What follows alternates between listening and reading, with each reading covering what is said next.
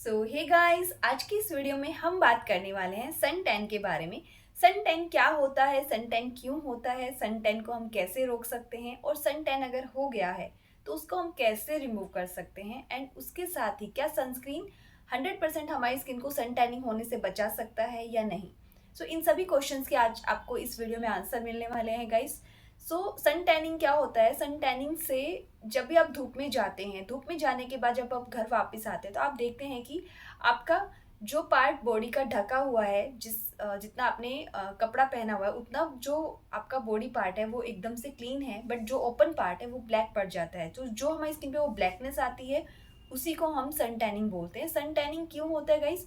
Because जब हम धूप में जाते हैं तो सन की जो रेज है बहुत ज़्यादा स्ट्रॉन्ग रहती है, जिसकी वजह से जो हमारी मेलानिन होते हैं बॉडी में वो बढ़ जाते हैं, जिसकी वजह से वो जितना पार्ट हमारा ओपन रहता है जो सन के डायरेक्ट कांटेक्ट में आता है वो जो एरिया है वो धीरे धीरे काला पड़ जाता है, जिसको हम सन टैनिंग का नाम दे देते हैं। सो इस चीज़ को हम रोक नहीं सकते गाइस, लेकिन इस चीज़ से हम बच सकते हैं। तो सन टैनिंग से हम कैसे बच सकते हैं?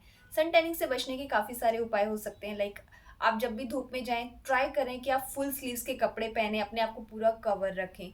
इसके साथ ही सेकंड थिंग होती है, अगर आपने अपने पूरी बॉडी को आप कवर नहीं कर सकते हैं तो कोशिश कीजिए आप अपनी हैट हैट पहनिए या फिर आप अम्ब्रेला यूज़ कीजिए।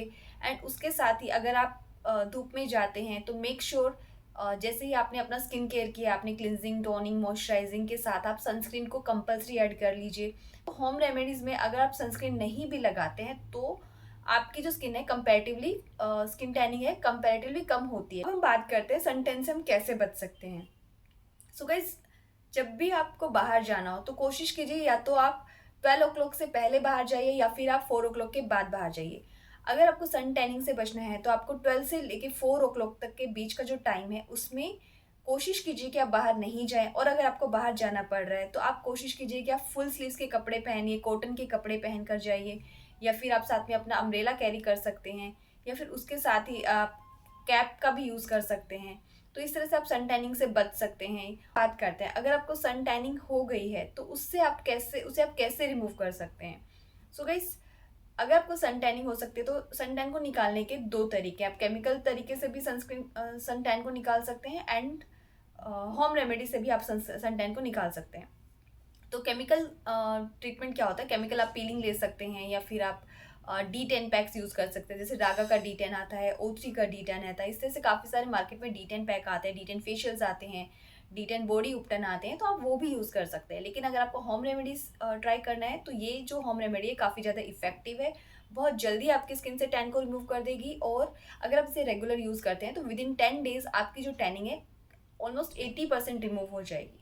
सो इस रेमेडी के लिए आपको ज़्यादा कुछ नहीं करना है गाइस। तो सबसे पहले आपको एक टमाटो लेना है। टमाटो को आप इस तरह से कद्दूकस भी कर सकते हैं, और अगर कद्दूकस नहीं करना चाहते हैं तो आप इसे मिक्सी में डाल के इस तरह से अच्छे से पीस लीजिए। पीसने के बाद हम इसे छान लेंगे। छानने के लिए आपको इस तरह से एक छलनी लेनी है और उसे अच्छे से स्क्वीज़ कर करके अच्छे से उसका जूस निकाल लेना है। तो जो इसका बचा हुआ पार्ट है इसे हम फेंकेंगे नहीं, इसे हम संभाल के रखेंगे, क्योंकि हमें इसके लिए हमें इससे कुछ स्क्रब भी रेडी करना है। सो ये जो बचा हुआ पल्प है इसे हम साइड में रख लेंगे। इसके बाद ये जो हमारा जूस बन के रेडी है उसे हम साइड में रखेंगे। अब हम एक पोटैटो लेंगे, पोटैटो को हम अच्छे से वॉश कर लेंगे। वॉश करने के बाद हम इसका छिलका नहीं उतारेंगे, छिलके के साथ ही हम इसे अच्छे से पीसेस में कट कर लेना है, एंड इसे भी हम मिक्सी जार में डालकर अच्छे से पीस लेंगे। इस तरह से पीसने के बाद हम इसे भी अच्छे से छान लेंगे। तो इस तरह से एक बाउल लेना है आपको, छलनी में इसको भी ऐसे स्क्वीज़ करके इसका जूस निकाल लेना है। एंड इस तरह से जब आपका पोटैटो भी अच्छे से इसका जूस निकल जाए तो जो बचा हुआ छिलका है उसको आपको नहीं फेंकना है, उसको भी आपको फिर से यूज़ करना है। इसको भी हम स्क्रब में यूज़ करेंगे। तो जो बचा हुआ छिलका है उसको आप साइड में रख लीजिए। सो अब हम इन दोनों जूसेस को साथ में लेते हैं गाइस। तो जैसे आपने जूस को साथ में लिया, इसमें पहले हमने टोमेटो जूस लिया, उसके अंदर हमने पोटैटो जूस को ऐड कर दिया। पोटैटो जूस ऐड करने के बाद हम इसमें डालेंगे ओट्स। जो हम ओट्स खाते हैं मैंने उसी को अच्छे से पीस लिया है, एंड उसका 1 चम्मच जो है मैंने ओट्स का पाउडर बना के इस जूस में ऐड कर दिया है। इसके बाद मैं इसमें ऐड कर रही हूँ 2 चम्मच राइस फ्लोर। तो जो चावल का आटा भी अगर आपके पास नहीं है तो आपको क्या करना है, चावल लेना है, उसको मिक्सी में अच्छे से पीस लेना है। पीसने के बाद हम उसे थोड़ा सा छान लेंगे। तो जो बारीक पाउडर है वो हम इस मिक्सचर में ऐड करेंगे, और जो बचा हुआ दाने दाने जो मोटा वाला दाना रह जाता है उसे भी हमें फेंकना नहीं है, उसे हम साइड में रख लेंगे। तो अभी क्या है, जो 2 चम्मच मैंने इसमें राइस फ्लोर ऐड किया है, एंड उसके साथ ही मैंने इसमें ऐड किया है आधा चम्मच हनी। आधा चम्मच मैं इसमें कॉफ़ी पाउडर ऐड कर रही हूँ एंड 2 चम्मच मैं इसमें दही मिक्स कर रही हूँ। इन सभी चीज़ों को हमें अच्छे से मिक्स कर लेना है। तो ये जो हमारा एक पैक है, ये पैक बन के रेडी है। अब हम रेडी करेंगे एक स्क्रब। तो स्क्रब रेडी करने के लिए जो भी हमने हमारा जो चीज़ें बच गई थी, लाइक जो टमाटो का पल्प बचा था या फिर पोटैटो का जो पल्प बचा है, और उन दोनों चीज़ों को हम अच्छे से पहले मिक्स कर लेंगे। उसके अंदर हम डालेंगे चावल के जो मोटे दरदरे दाने रह जाते हैं। चावल को मैंने थोड़ा सा यहाँ मोटा पीस लिया है, उसका एक छोटा चम्मच मैं इसमें ऐड कर रही हूँ। अगर आपका पैक ज़्यादा फुल बॉडी के लिए बना रहे हो तो आप 2 चम्मच इसमें ऐड कीजिए, ताकि वो दरदरापन आपको फ़ील हो। तो आपको अपनी स्किन पे इस पैक को लगा के देख लेना है कि उसका दरदरापन आपको फ़ील हो रहा है या नहीं। तो इस तरह से क्या करना है गाइस, तो आपको उसमें 1 से 1.5 चम्मच ये जो राइस का जो हमने चूरा इसमें डाला है, यानी दरदरे दाने जो इसमें डाले हैं, वो हम इसमें ऐड कर देंगे। एंड उसके साथ ही आपको इसमें 1 से 1.5 चम्मच दही भी ऐड कर देना है। तो इन सभी चीज़ों को हम अभी अच्छे से मिक्स कर लेंगे। मिक्स करने के बाद ये जो हमारा दोनों चीज़ें बन के रेडी हैं, यहाँ पे हमारा स्क्रब भी बन के रेडी हो गया और हमारा पैक भी बन के रेडी हो गया है। सो अब हम देखते हैं इसे यूज़ कैसे करना है। तो सबसे पहले आपको क्या करना है, अपने फेस को अच्छे से क्लीन कर लेना है। अगर आपने किसी भी तरह का कोई भी मेकअप किया है तो मेकअप को आप रिमूव कर लीजिए। एंड उसके बाद सबसे पहले हमने जो स्क्रब बनाया है, स्क्रब को हमें अपने फेस पे अच्छे से अप्लाई करना है। अप्लाई करने के बाद हमें इसे सर्कुलर मोशन में अच्छे से फिंगर्स को घुमा घुमा के, जहाँ जहाँ हमें लग रहा है कि हमारे ब्लैकेट्स बहुत ज़्यादा हैं या फिर हमारी टैनिंग बहुत ज़्यादा है, उन सभी एरियाज़ पर आपको अच्छे से अप्लाई करना है। ये मैं आपको फेस पे अप्लाई करके दिखा रही हूँ, आप इसे पूरी बॉडी पे भी लगाएंगे तो इसी तरह से अप्लाई करेंगे कि पहले आपको पूरी बॉडी पे अच्छे से इस पैक को लगा देना है एंड धीरे धीरे सर्कुलर मोशन में इसको अच्छे से मसाज करना है। एंड अपने स्किन को मसाज करने के बाद 5 से 10 मिनट के लिए इसको ऐसे ही छोड़ देंगे बॉडी पर, जो भी हमने स्क्रब लगाया है। तो 10 मिनट छोड़ने के बाद हम इसे ठंडे पानी से अच्छे से वॉश कर लेंगे। अगर आपके एरिया में बहुत ज़्यादा ठंड है तो आप ल्यूकवार्म वाटर भी यूज़ कर सकते हैं। तो इस तरह से हम इस पैक को रिमूव कर देना है। रिमूव करने के बाद आपको बॉडी को फिर से ड्राई कर लेना है। जैसे आपकी स्किन ड्राई हो जाएगी, उसके बाद जो हमने ये पैक बनाया है गाइस, इस पैक को आपको अपने फेस पे अच्छे से अप्लाई करना है। अच्छे से 2 मिनट अपने फेस पे इसकी मसाज भी कर सकते हैं, आपकी बॉडी पे भी मसाज कर सकते हैं। देन इसको 20 से 25 मिनट तक इसको अच्छे से अपनी बॉडी पर रहने देंगे। जब ये थोड़ा थोड़ा ड्राई हो जाएगा गाइस, 15 20 25 मिनट के बाद, उसके बाद आपको इसे ठंडे पानी से वॉश कर लेना है।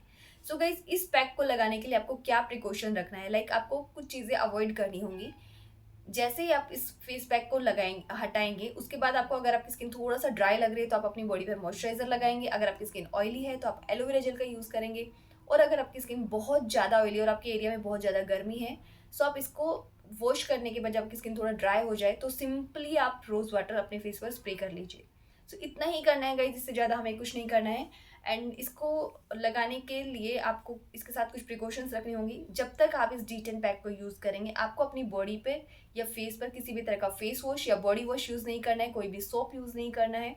कोशिश कीजिए जितना भी हो केमिकल से दूर रहें। और अगर आपको लगता है कि आपकी स्किन बहुत ज़्यादा ड्राई हो रही है तो आप बॉडी लोशन भी अवॉइड कर सकते हैं। बॉडी लोशन की तरह आपको क्या करना है, अपने पूरे फेस पर थोड़ा सा दूध लेना है, दूध को अच्छे से अप्लाई कर लेना है।